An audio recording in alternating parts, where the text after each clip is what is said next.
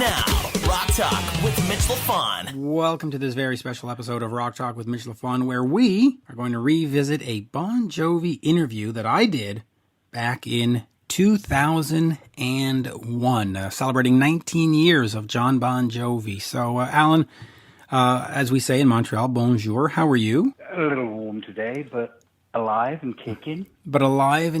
Yeah. So let me tell you this story about this Bon Jovi interview, because it is one of the most fascinating stories, and we'll tie it into bands using backing tracks and lip syncing. You'll see it'll all come together in a nice little puzzle. But years and years ago, Bon Jovi released an album called One Wild Night, which was a live album that everybody was waiting for. When is Bon Jovi going to have a live album? When is Def Leppard going to have a live album? Oh my God.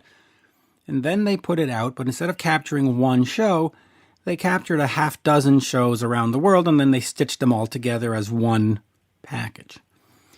And the band was on the road. You know, the Crush album, it was in this era, and they were on the road, and they were coming to Canada. And the rep from Universal said to me, "Hey, Mitch, you want an interview with the band?"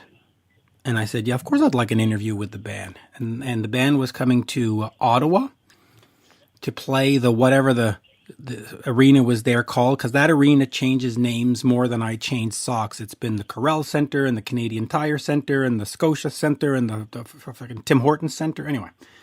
So I drive out to whatever the venue was called at the time, and they tell me to get there super, super, super early in the day. So I got there at about, 2 o'clock in the afternoon, maybe 3 o'clock.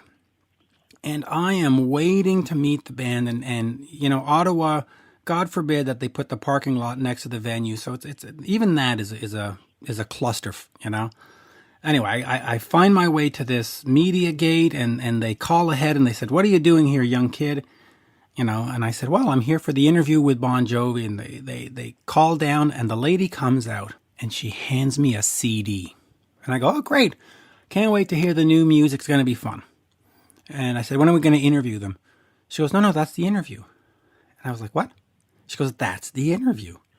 So she handed me a interview disc that comes with a cue sheet with 15 questions to ask and 15 answers that are queued up by John, by Richie, by Dave, and by Tico. No band. And so, you know, at the time I was like, "Are you kidding me? I just drove out 3 hours so you could hand me a CD? Couldn't you have just sort of mailed it to me?" But as I look back 19 years later, I find this fascinating, and I find it hilarious and funny, because now we talk about backing tracks and our bands lip syncing and so on and so forth. But even before bands gave you smoke and mirrors on stage, record companies gave you smoke and mirrors at radio stations. So some of you are going to hear this interview because we are going to perform it. This is like what was that? War of the Worlds or whatever. This is going to be like a radio performance. So we're going to do these questions, me and Alan. We're going to do these answers. And you'll be like, "Hey, I heard these answers back in 2001. It's like, yeah, because every DJ was given this CD. And so whether they were in Cincinnati or in Georgia or in London, England, they were like, "Hey, John, tell me about your new single." And then John would be like, "Oh, well, you know, we gave it to Richie." And anyway, Alan, you were part of management and part of the machine for a while. What is your take on this? And by the way, this Bon Jovi one with these question and answers are not the only one I have. I have a bunch of these at home, including Phil Collins and a few others. What's your take on this? First of all, I'm going to play a little bit of devil's advocate for the benefit of Mr. Jovi. But back in the day, there were some people that you didn't necessarily have a long time to assess or form an opinion of, who were thrown up to you as journalists and so on and so forth. And some of them were a little shit, and they loved to play gotcha and be snide, because being snide was a way of leveling themselves with the creative entities they were interviewing. And at one point, Axl demanded that we present every potential interviewer with basically a contract which gave him the right to have final say over the edit and so on and so forth. And to be perfectly honest, I was quite happy to employ that because it meant less people would be talking to Axl. Bless his heart, Axl would talk about Axl more than he would talk about Guns N' Roses. And in the early days, and you can go back and look at this, I never let Axl do an interview on his own. I always made sure that there was somebody with the band there, if not the entire band there. And to keep the interviewer intimidated a little bit, maybe, try taking on 4 or 5 in one go if you want to be a wise ass. But anyways, I can see from the artist's point of view that it's sometimes a pain in the ass to do the interviews. However, that said, I think it's incumbent on the management and the label and the artist to choose who you want to talk to and avoid the dummies, the wise asses, the gotcha guys, the snarky guys, and just, brush them off and just talk to people who are going to give you an intelligent conversation, and to not allow a legitimate journalist the opportunity to develop a conversation with this subject, I think is anathema, and I think it's arrogant, and I think it's distant, and I think this is absolutely absurd. It is absurd. Now, to be fair, and also to be on Bon Jovi's side, they weren't the only one, and I don't know how much responsibility lies on the band because, again, Phil Collins, them, there are all kinds of other ones out there, and I can't remember which ones I have, but in 2000, 2001, 2003, 2004, when MP3s were coming in and the internet was coming in and YouTube was coming around, all these different things were happening. This was, I think, the record companies respond, and they responded really badly on a whole bunch of stuff. The CDs that had the protection so you couldn't download it into your computer. They had all kinds of things going on that were seemingly less successful, less fan friendly. So I don't know. Now, on the other hand, I can understand if you're a little tiny radio station in, I don't know, South Minnesota, and you go, we'll never get our guy with Bon Jovi, but now we've got this disc. We'll throw Tommy in front of it. Tommy will, the morning man, Tommy will do his little shtick, and we'll get a 15-minute interview with Bon Jovi, and we'll be the heroes of the town. And I'm assuming that the record company chose one station per market, because otherwise that would be a whole new level of lunacy if 5 stations ran the exact same interview. I mean, that would be a whole different thing. Here's another thing I forgot to mention on this, is I had been contracted to write an article for a magazine with my interview, and I did.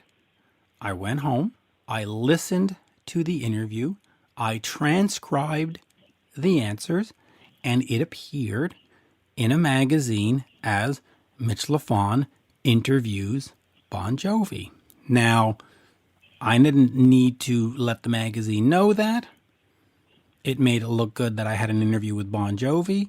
It is, if you want a mea culpa, the only ever time I've done that. So, did I lip sync my way through an interview? Yeah. Yep. Yeah.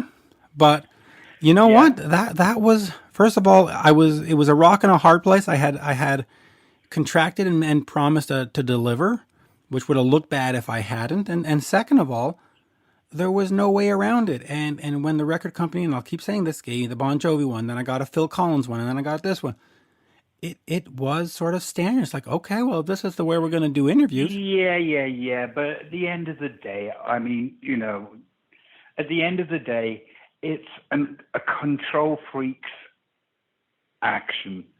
And, control freaks obviously have a certain healthy ego, if not a downright arrogance.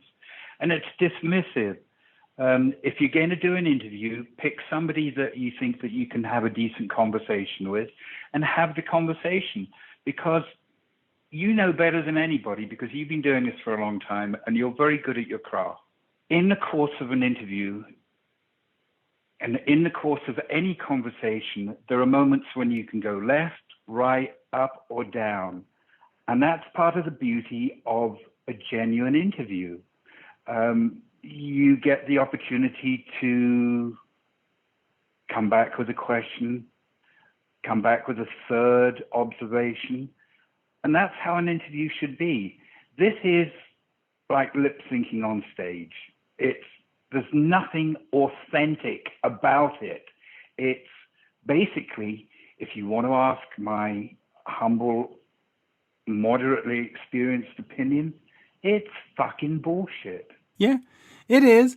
It is, and yet it's funny. So what we're going to do is we'll read the questions. Well, I hear tell that you have one more cassette that apparently you got from the BBC. Yes, we can hear how it works. Yes, we will put our best BBC voices on for this one. So folks, you are going to get this classic interview. This is 2020. We are going to read the questions in 2020, but these answers that you will hear are from this CD. It is John, Richie, Tico, and Dave. It is the real guys, but it is these prefabricated drops or bits or bumpers or whatever you want to call them. And I mean, I can't believe we're going to do this, but why not? It'll be entertaining. And just before we get to John and Richie, hey, I'll tell you why we're going to do this, Mitch, is because we're both a little crazy from the heat. We're both a little crazy from cabin fever. So let's just have some fun. Yeah, we're just going to have some fun. And remind me at some point, by the way, to ask you about the Great White documentary from 2016 that was all over their social medias and seems to have fallen by the wayside. We'll discuss that at some point, unless you want to do it right now. But I'm curious as to... No, it's not relevant right now. Let's keep our heads in what we're doing right now. All right. So I will... Now, keep in mind, folks, we are going to read the questions as they are printed on the cue sheet. And now we might put some... we may or may not add some voices to it, but we are going to read them straight. There are 15 of these with 15 answers. The duration of the interview is 12 minutes. So given our propensity to add to it, might be a little bit longer. But I will start with question number 1, which is addressed to John Bon Jovi. Oh, this is the... By the way, the writing on these questions is brilliant. John, this new single, One Wild Night 2001, sounds quite different to the version on the Crush album. What did you do to it? Gave it to Richie and told him have a good time.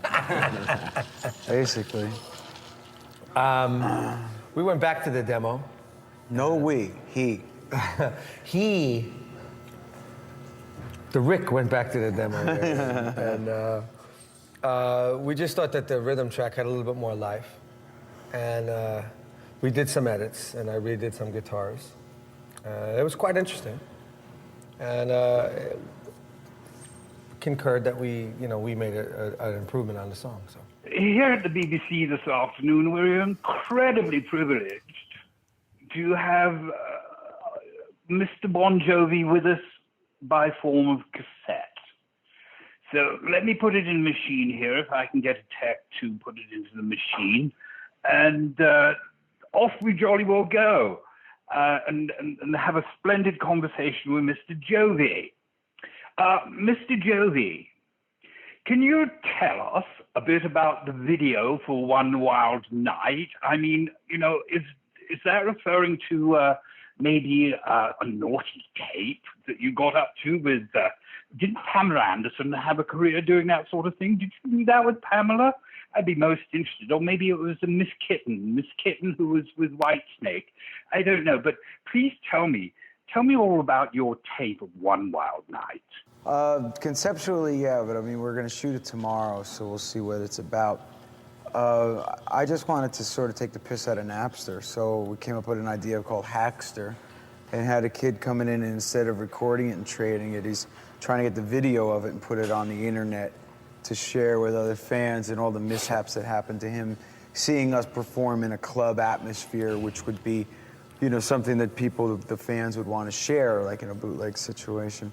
But all the mishaps that happened to this guy, all the good and bad, just a very fun, tongue-in-cheek kind of approach to the video.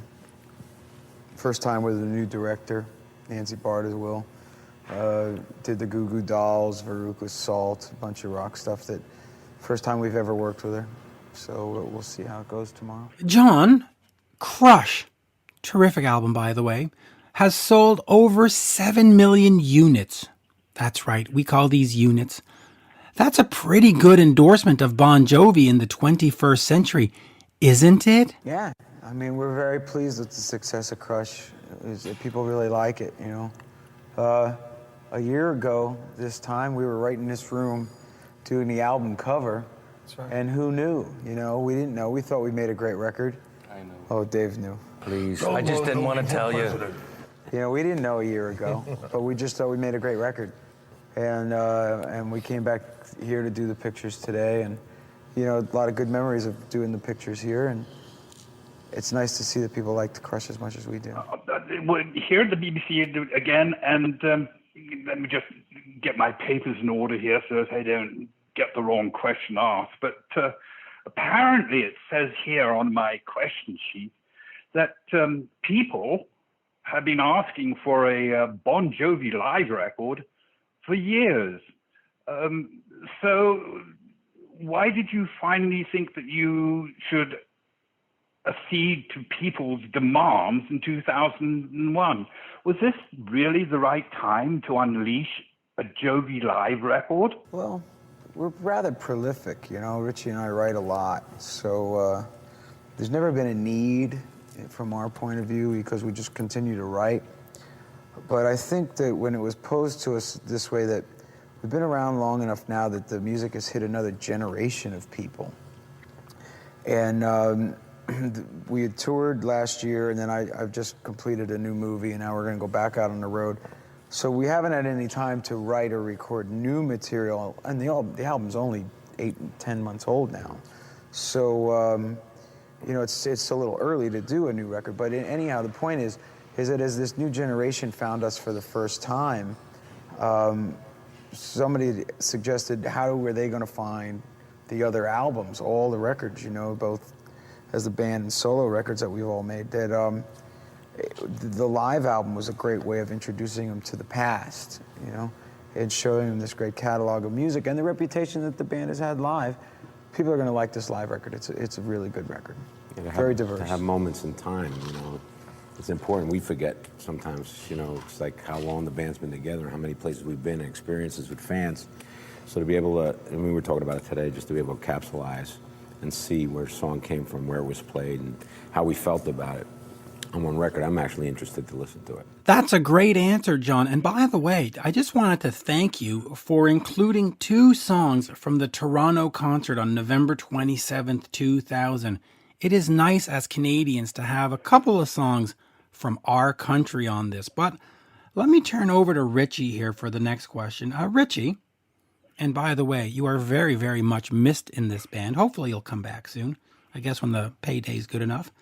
Would you say that the new album is a good revision of your career to date? I think that it's a record that I think that a lot of people have never seen us. The people that have gone to our shows obviously have seen us that way. But for new fans that might take a look at this album in a different way, I think that it is a very, very, very high testosterone, high octane level of what we are live, and that was been a big core of the band's existence throughout this year. I think that we've really relied on our live shows to transcend the trends in the music business through continents and countries and globally all around the world. We've looked at it as a mainstay of our whole existence. We've been able to transcend all those trends and stuff because we've just went out and played live and turned the people on by doing that. So I think this is a example of that. And as far as a revision, I'm not really sure about that, but I think it's a good example a different side of what people know, because we've never put out a live album before, almost in 18 years now. So this is a look-see into that whole existence. Yeah, I think it exists on a bunch of levels, even for the fans that have seen us a bunch of times. Just to go back and listen to things from '85 and from all those different tours is, I know we had fun listening to it. So I think that's special, besides the new fans. Mr. Jovi, out of your huge repertoire, it must have been difficult to choose which side of trousers to wear your repertoire. I mean, to know which. Oh, I'm getting muddled here in these questions. To know which tracks to choose. How are the tracks chosen? And while we're at it, which side do you wear them on? It was very difficult. Again, I had personally very little to do with it. Obi O'Brien, who's worked on every record since 7800 Fahrenheit, went through the vaults, put together a bunch of mixes. I guess he mixed about 23, 24 things. And he came down to Mexico, where I was doing the latest movie, and played me a bunch. Then I gave him some suggestions of a couple others. Because it's only a one-disc record, we were able to squeeze 15 songs on it. So there's a lot of hits. But we wanted to make, a sampling of the rock side and the artistic side, and so we included songs like Something to Believe In off the These Days record, or 2 cover songs, because hey, all the hardcore fans that have ever seen us over the years know that we've always injected cover stuff, a cover song, when we come to your town, and it'll set the tone for what the show is. Rockin' in the Free World from Neil Young made this record, and when we did Wembley Stadium, it was the 10-year anniversary of Live Aid, so we did I Don't Like Mondays, and we brought Bob Geldof out. Well, we used that on the live album. That's something you're never going to hear ever again by anybody, no matter what happens. That was a moment in time, and we captured it and put that on the record as well. So, it was difficult to choose, but like I said, it tells the tale.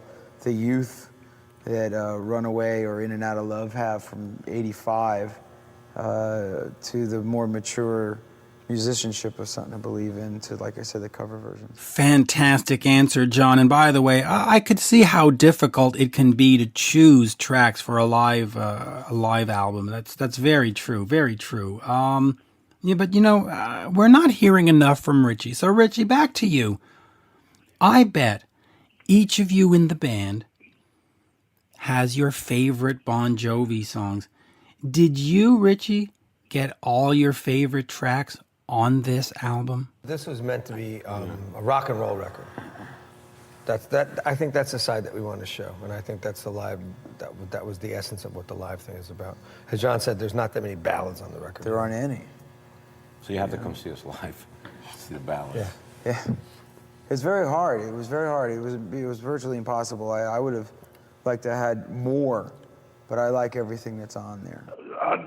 Yes, this is BBC with Mr. Jovi and Mr. Sambora and a couple of other fellas here, but I've forgotten their name already.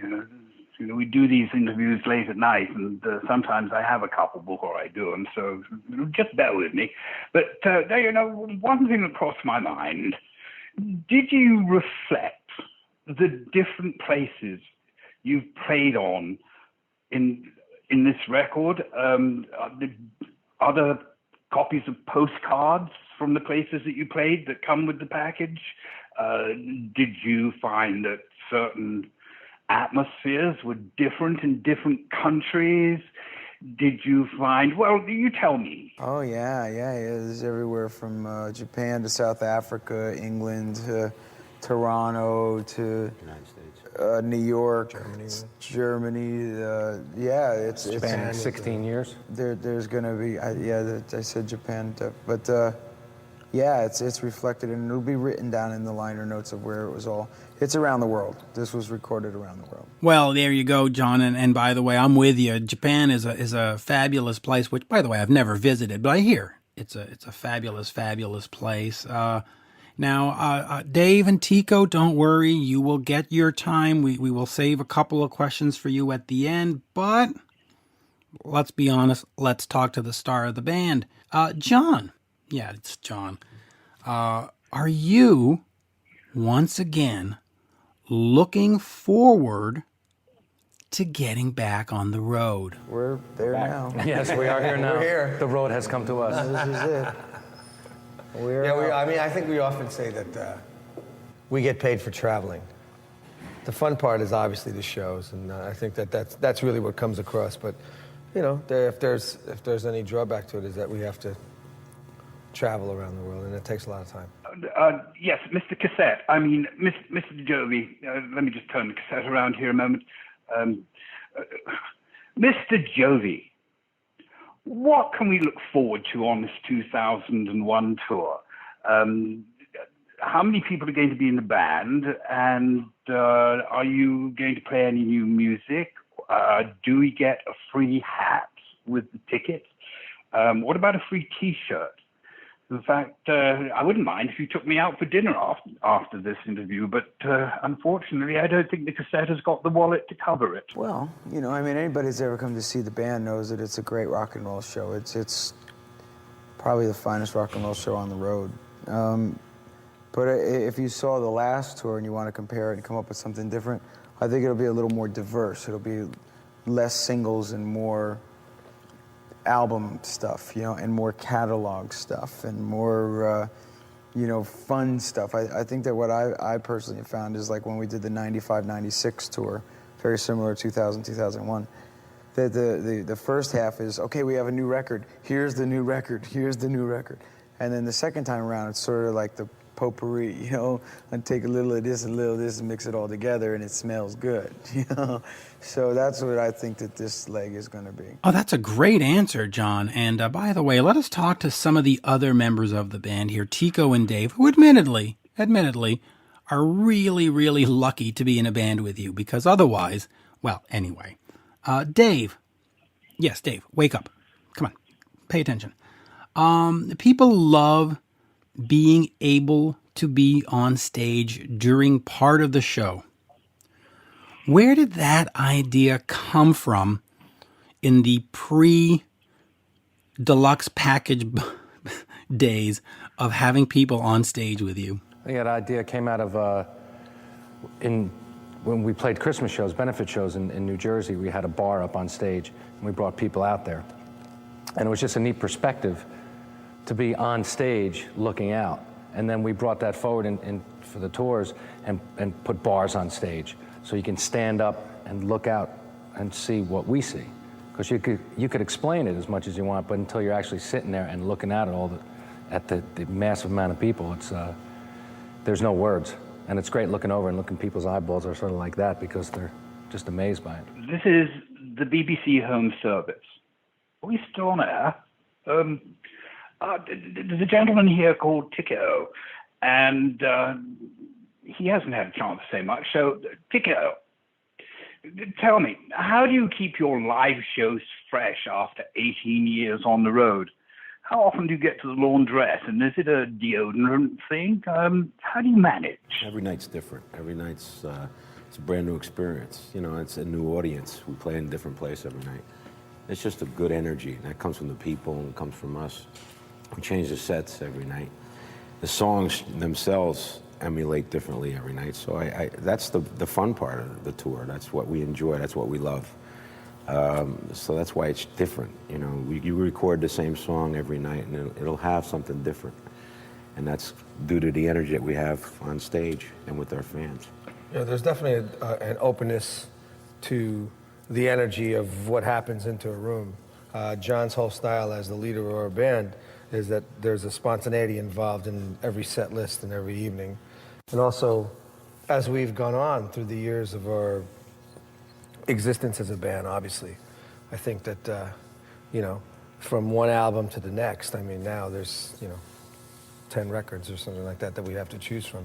And luckily enough for us, there's lots of songs that take us through different periods. We have a lot of different things to choose from. There's a lot of different songs to choose from as we go. So it makes it interesting for the band and also the audience. Dave, your last answer was so good, that I'm actually going to let you have a second question. I know, that doesn't happen very often, but here we go. Question number 2. Kind of feel like this is Jeopardy. Dave, how does it feel to have 2 sold-out shows at Giant Stadium in your home state of New Jersey? What did he say? What did he say? Sorry? I couldn't hear. I got my hearings going a little bit. What was that? I definitely can't hear that good. That was 2, wasn't it? I heard. 2. It was great. It's very good. As a matter of fact, all the shows, we're so happy with what's going on, and you know, it's a good feeling to know that people love you. You know, and it makes us work even harder and go out there and see them. But it's a good way to finish the tour, I'm going to tell you. Yes, and here we are on the BBC Light Service, and we're still on air. And my next question is, what's next for Mr. Jovi after that? I mean, you know, once you've played a couple of shows, what do you do? Is it a quick shower and off to a good restaurant, or do you just go home and go to sleep and, like a good boy and not mess with all those nasty girls? Sleep. Going to bed. It's a big-ass party after. That's right. And then shut it down. Yeah, that's it. That's as far as the trucks go. You know, there's a lot of opportunities if we wanted to, and the kind of mistakes we'd make in the old days would be, okay, keep going, keep going. There's people want to see it, they'll pay money for it, go make money. No more. Now this is about having fun. The trucks stop in Jersey, and that's it, you know. 2 nights at the stadium. No Cool. mas. You know, go down the beach for August. Oh, John, that is great that you're going to go get some sleep, because I honestly thought you didn't sleep until you'd be dead, but apparently sleep is still a priority. Anyway, Tico, you get the final say on this. Anything else that you would want to say to all the millions of fans all over the world? Tico, take it away. We dedicate this live album to you guys. Yeah, that's right. Thank you. There we go. That is the most insane thing we've ever done, but... Ever wonder what Vince Neil would sound like if he was a black belt in Taekwondo? What about what his favorite McDonald's menu item is? Just hold the pickles. This is Rock Talk with Mitch Lafon.